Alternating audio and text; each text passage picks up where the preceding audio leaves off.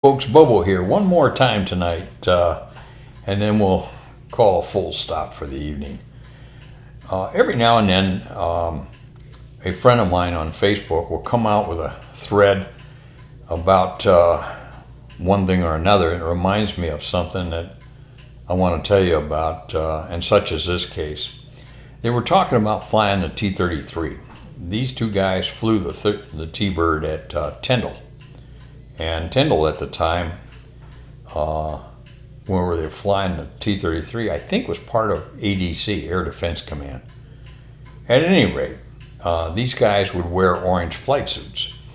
In the 60s and 70s, the Air Defense Command prided themselves with these orange flight suits. And the reason they wore them is because if they ever were downed in one reason or another, way out in the middle of the boondocks, that orange flight suit was going to stand out like a sore thumb.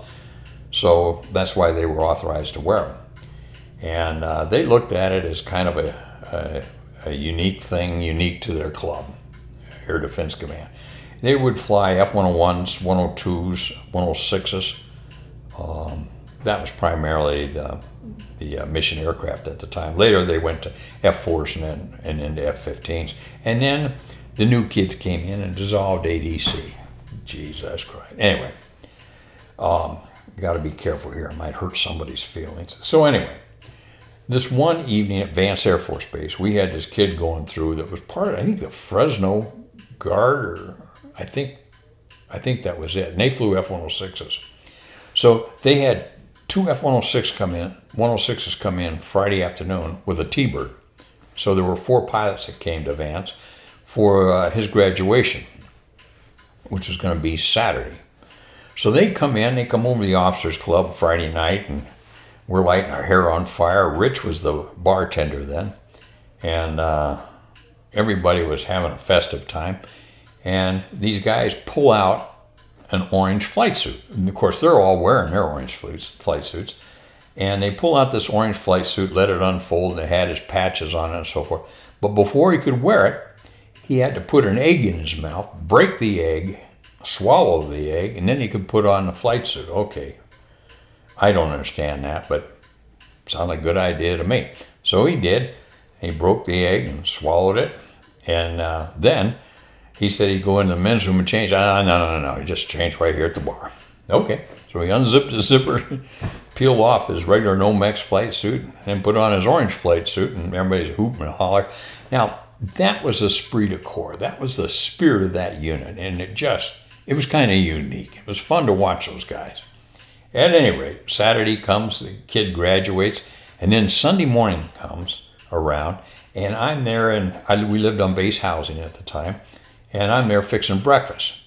And I heard some activity on the flight line. You know, I didn't pay a lot of attention. And then all of a sudden, I heard a boom. Well, the F-106 had a hard light in the afterburner. And then a couple seconds later, 3, 4, 5, whatever it was, boom! Cool. Another one. About that time, I went outside. You know, even today, if I hear a jet go by, I'm going to go outside and have a look at it. It might be something I haven't seen, but okay, fine. So I go out, and then I hear this other little airplane take off. Okay, good. Well, what happened then was really cool. These two 106s took off, and then they peeled out to the west in kind of like a modified downwind, and then went south of the field. And then they came back around. They were taken off to the north, by the way. They came back around, and this time when they came, they were going the speed of heat down the runway. I mean, you could just hear them laying on the smash as they came down the runway. They came down the runway, and then boom, up one went, followed by another one, up he went. And then here comes the T-Bird, and he was doing everything he could to try to, he pulled the stick back and kind of puked it out. But anyway, he did what he could. God love him. Okay, when those two jets buzzed the airfield like that, it wasn't until Monday morning we got in our church notes, our ops notes, a directive to talk to the students about professionalism. Oh, give me a break. the wing commander had been insulted by these guys busting up the runway like that. And so he came out with this spiel that all the flight commanders had to read to the IPs and the students about shining your butt. And okay, we're sitting there going, yeah, okay, fine. And then we got word that what happened is this wing commander called over the command post and got a foam patch out to their unit out in Fresno. And the commander of the Fresno outfit listened to him go on and on about that. And he said, "Who is this?" "This is Colonel Schmuckenfuss, Wing Commander Vance Air Force." The guy said, "Really?" And he hung up on him.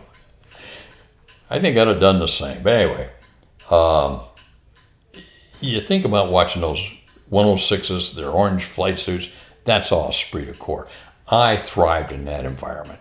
Professionalism, nah, not so much. But when you can build that kind of spirit in a unit, there is nothing greater than that. So now I got to go sit down and try to eat a bowl of chili and not get fired up. It'll be fine, don't worry. Bobo, base gear, stop.